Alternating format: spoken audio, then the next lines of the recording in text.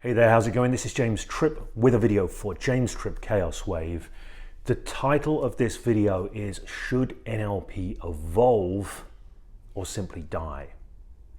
Now, I'm making this video off the back of a comment on an older video that I put out a couple of years ago now, I think. Interesting comment. I'll let you know what the comment is in a moment. Before I do, for those who don't know what I'm talking about here, NLP, Neuro Linguistic Programming. I'm sure many do, many who watch this channel, but not everybody will. NLP it stands for Neuro Linguistic Programming. This is something that was developed in the 1970s by a kind of rogue group of developers at the University of Santa Cruz. Not officially sanctioned by the University of Santa Cruz, but a conglomerate of professors and teachers who were exploring stuff about human beings and the interface of the human mind with the world. And they particularly did a lot of modeling, i.e. pulling the patterns out of rock star communicators and particularly therapists at the time. So this was about modeling human excellence, pulling out the patterns of human excellence from people so that you could teach them to others. Now this got really big in the 1980s especially, and then in the 1990s in the world of business. So obviously in business, you want to be able to influence outcomes, influence things towards the outcomes that you want. So learning skills and tactics of excellence in communication and influence, it makes sense. Okay, there's also been a lot of people coming in from the evidence-based world saying there's no evidence to this, particularly in the world of therapy, because whilst NLP developed a reputation as being about influence, originally the people modeled to get these patterns of excellence and influence were therapists. They were not necessarily salespeople up front, although I think some salespeople were modeled later on, but they were therapists. So there's a whole other conversation to be had here about NLP and the applications of NLP and how different NLP cultures around the world, this is an interesting thing, have different focuses for the application of NLP. But that is not what this video is about. This video is about something else entirely. The original video that I did that got this comment, it was called NLP State Control meets Attitude Management. Now, NLP State Control, this is an idea, this is particularly kind of big, I think probably in 80s NLP. The idea that if we can control our inner state, we are going to have a lot more influence in life. We're going to be able to control situations a lot more because we can control where we are coming from. In the video, I talk about the flaws in this problem. It's a great idea superficially, but there's a lot of flaws in the problem, both in terms of actually achieving this legendary state control and also the functionality of doing it. So it's not so useful. I'm not going to talk about the content of that video here. I'm more interested in this comment that came in from Sebastian with a Z. So Sebastian is saying here, who would have thought that acceptance is a prerequisite for transitioning low vibration states and also for the efficacy of anchors? But then he says, I'm so disappointed in classic NLP for such a grave omission. Thank you. Okay, now this is a really interesting thing to be disappointed in classic NLP for a grave omission. And it raises something really important. I massively value NLP. NLP, unquestionably, learning NLP, I was an NLP trainer once, it really seriously changed my life in so many ways. And it gave me so many embodied skill sets and attitudes that have been nothing but immensely valuable to me since I was exposed to them, since I inculcated them into my system. So I have a huge love and respect for what I got from NLP. I just think it's completely awesome. But then I can take that head off, I can put another head on, and I spent years inside of it, and I can see the flaws, I can see the problems, I can see the shortcomings. Okay, the truth of the matter is it's a mixed bag. There is immense value to be had, in my opinion and from my experience, in immersing yourself and learning NLP. But there's a load of baggage that often comes with it as well. I was having a conversation with a friend of mine, Michelle Paradise, who I met many, many years ago when on my trainer training, when I was training as a trainer, And she was training as a trainer for NLP many, many years ago. We met on that training, and both of us have left the world of NLP for different reasons. Both of us have done extensive work with people transforming and transcending traumatic experiences. And I put quotes around that because there's a whole other conversation why the language of trauma isn't necessarily helpful, even though it's become so entrenched people don't think twice about it. But we were both talking about why we moved away from NLP, but we were both also entirely cognizant of the fact that we're able to do things in the work that we do with others in helping them transcend trauma that most people who are operating by evidence-based practices, they're not switched on to. Okay, so there's an aliveness, an attention to the minutiae of responses in the moment and course correcting and adjustment to those. There's an aliveness that learning NLP brings to communication and moving minds that you don't really get elsewhere. Some really, really special stuff in NLP and there's some problems with it as well. So the line here from Sebastian is I'm so disappointed at classic NLP for such a grave omission.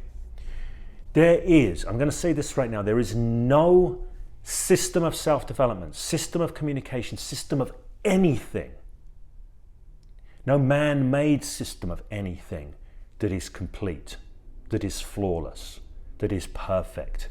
It doesn't matter what you go and study. If you want to study influence, for example, there's a lot of places you could go. There's a lot of sources I value. I really love Michael Pantalon, his instant influence, all right?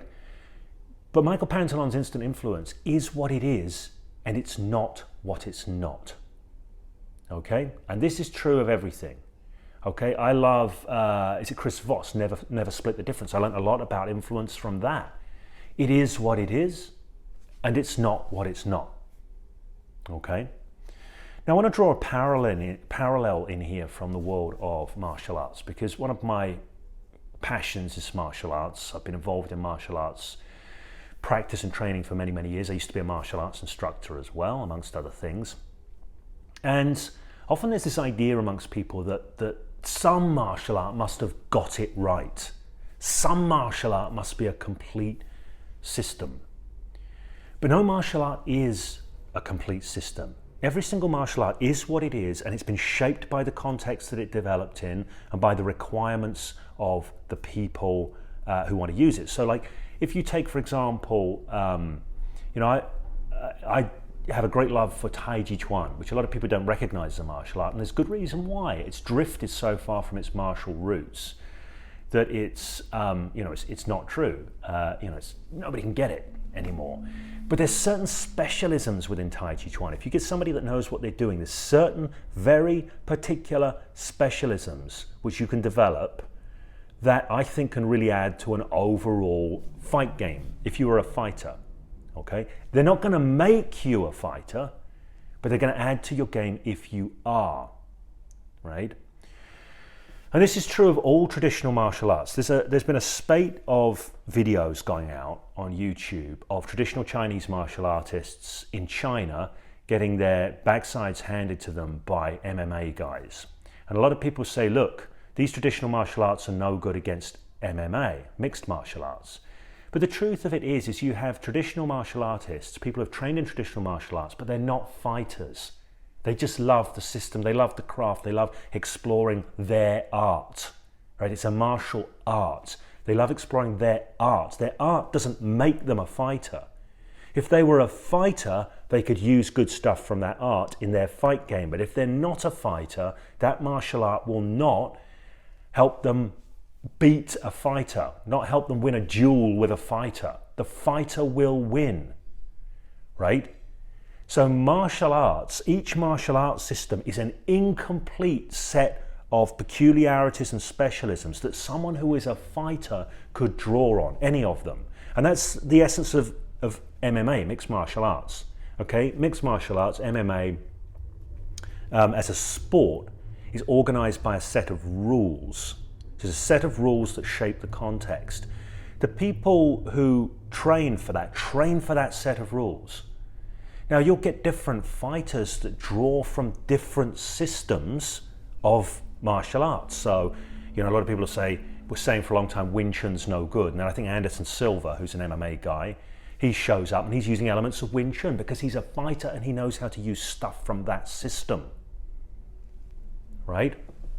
But no system is complete. That's why you never get a pure Wing Chun guy or a pure karate guy or a pure Silat guy or a pure BJJ guy, even a pure boxer.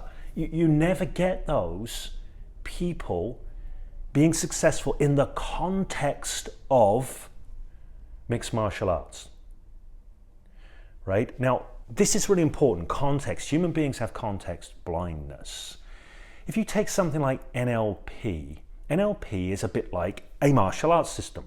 Wing Chun, Brazilian Jiu-Jitsu, Muay Thai, something like this, or really Muay Thai is a set of rules again, but it's ended up having a style that goes with it. And the people that were modeled originally were therapists, but then this material got brought into a different context, okay? And here's the thing. Being great at NLP, or having studied NLP, will not automatically make you great at anything else in another context, right? You've got to develop yourself in the context that you want to work inside of, okay? So if you want to be a therapist, for example, I sincerely believe if you are open to it, that NLP has so much to offer therapists in becoming better at doing therapy. But it's not going to make them great at doing therapy in and of itself. Okay, there's more to it. NLP is not about therapy. It pulled patterns from therapists and it pulled ideas from therapists, but it doesn't make it a therapy thing in and of itself. Okay? And of course, I believe that's true of any school of therapy. Any school of therapy is a school of therapy. It's not therapy. Right? So if you want to be a pure Gestalt therapist, I think that's like limiting yourself to, say, just Wing Chun in an MMA match, right? So I'm a big believer in becoming uniquely the unique practitioner of your art, whatever that might be, influence, persuasion, sales, therapy, shaping your life, whatever it might be, right? So what I'm saying here is NLP is great. Does it have omissions? Yes. It's not a complete art for life. It's not. It's got bits missing. Does it have things that are simplistic? Yes. So I'm pointing out the problem with the idea of state control. But it's not that the idea of state control is completely bogus. There's something to it. There's something to be had from it. In an abstract context, you could work state control drills. Just like in an abstract context, you can work boxing drills. It doesn't make you automatically a great fighter, but you draw attributes from that into your fight game, okay? So a lot of the stuff that you'll learn in NLP, a lot of the drills you do in a live NLP training, they're abstract drills. They don't in and of themselves make you good at something.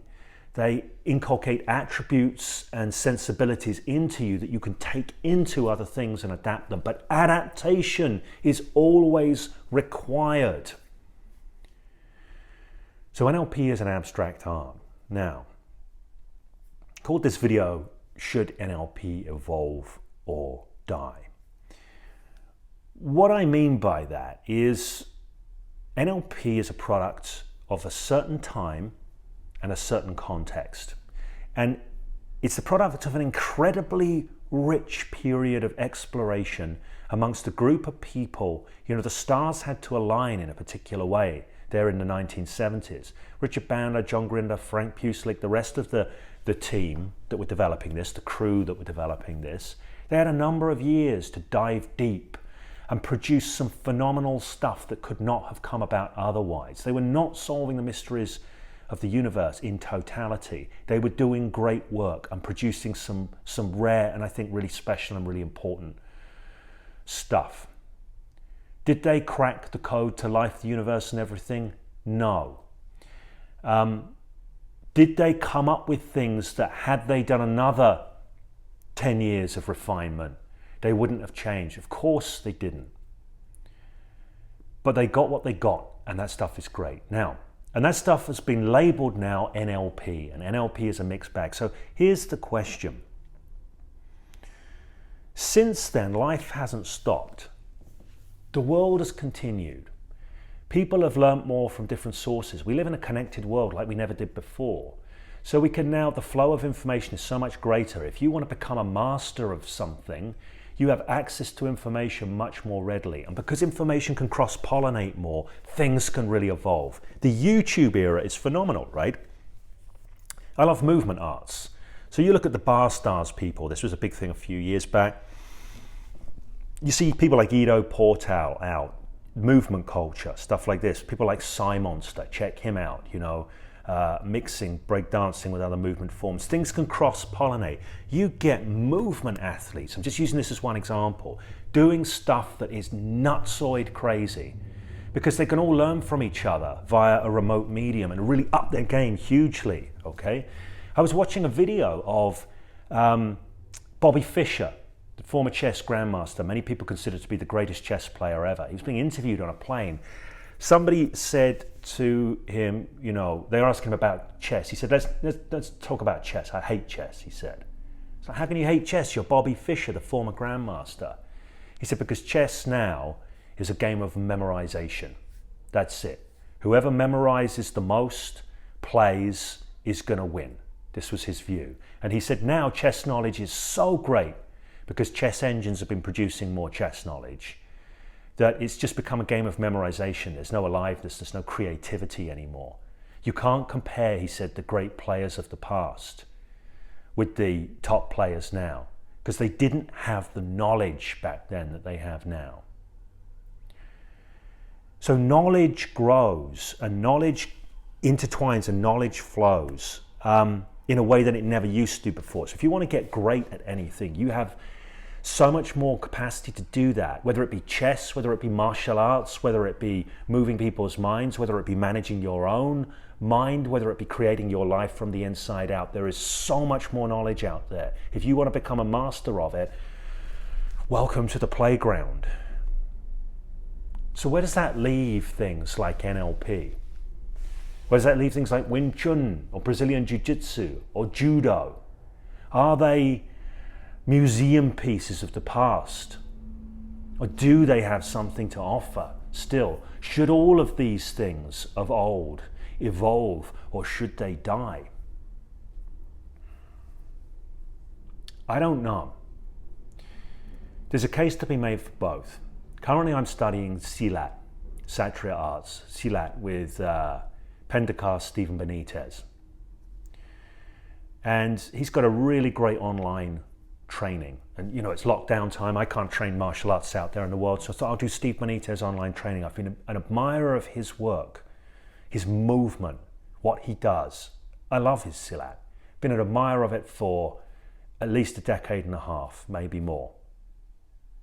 And I've trained with some of his former students as well, one of his former students as well in the past. So I thought I'd do Steve's training. Now, I almost didn't do it because Steve loves his Silat so much that he wants to preserve it.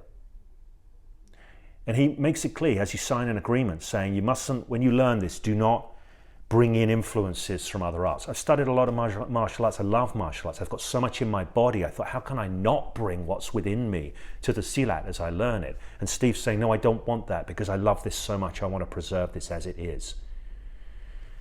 I get that.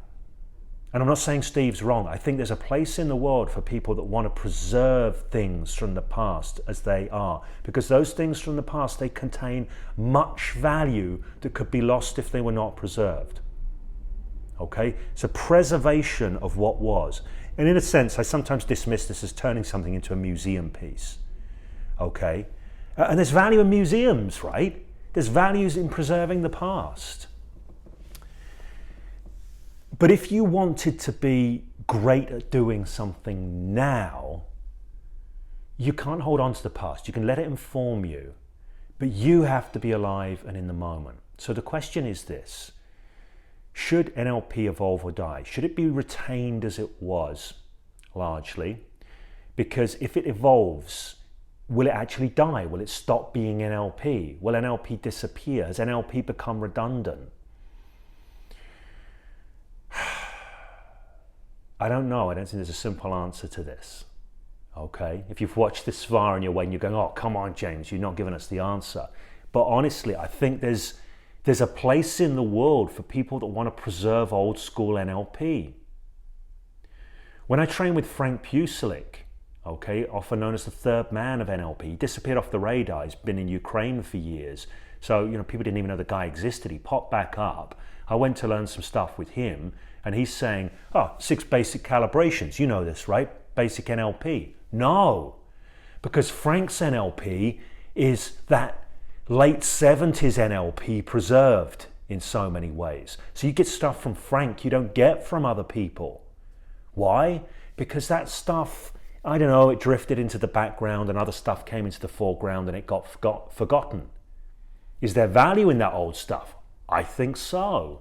Do you want to preserve it as it is? Not if you want to be a live, effective practitioner of whatever context you're choosing to work your juju in, right? You've got to take it, let it come back alive within you. So I think there's a place out there for people preserving old school NLP. I think there's a place out there for people evolving NLP into something different. I was saying to my friend Michelle, I said, John Overdurf, I think, is one of the few people out there in the world who's really alive with NLP and allowing his NLP to continually develop, and it's not held back by the past. He continues to call it NLP. I've had the discussion with my friend James Sakalos, who allows his NLP to evolve, as to why he continues to call it NLP. And he's thought, I believe, sometimes about saying, okay, it's not NLP anymore. At what point does it stop being NLP? So I don't think there is a definitive answer to this question, and I think that's a good thing. I think it's a good thing because we want people out there preserving the old school stuff. We want people out there evolving their NLP. And we want people out there who are saying, NLP's great, it's time to take what's good from it, let it die, and integrate that into something else and create something new from it. Okay, when I say, should we let it die? The cycle of life is death precedes rebirth, the rebirth of new things. It's part of that intergenerational cycle. The DNA reconfigures and comes out as something new. So I think there's a place for all. But what I would say, just to close this off, to Sebastian, is don't be disappointed at classic NLP. Please don't. Why be disappointed? That disappointment doesn't serve. Explore classic NLP. Explore different teachers of NLP's take. There is so much goodness to be had there. But if you wish to become a dynamic practitioner of whatever you choose to be a practitioner of in life, inside-out creation, influence, brain wrangling, therapy, whatever that might be, sales, whatever you want to master as a craft, that craft has to come alive in you, right? You will never get that by being classic anything, or you will never get that by being anybody else's system. You will only get that through what you embody and whatever you study. Okay, so look at MMA, mixed martial arts. It's now a thing in and of itself when people train that context, but they pan for gold in classic systems. That's what a lot of good MMA people do. The people that innovate in NLP, they're doing innovate in mixed martial arts, they're doing innovative stuff, but they're doing it by panning for gold, often in systems that have been previously dismissed as useless because they didn't work in their pure form. So you get Anderson Silva panning for gold in Wing Chun. Wing Chun wouldn't work in its pure form in MMA, but Anderson Silva, in his context, he can pan for some gold and pull some goodness out, some stuff that he values, some stuff that he can use, some stuff that adds to what he uniquely has to offer to his craft. So NLP, yes, it should evolve. Yes, it should be preserved. Yes, it should die. All of those things and every other permutation. Ultimately, that creates a richer field of options for us to draw from as individuals in creating ourselves and developing our own unique craft.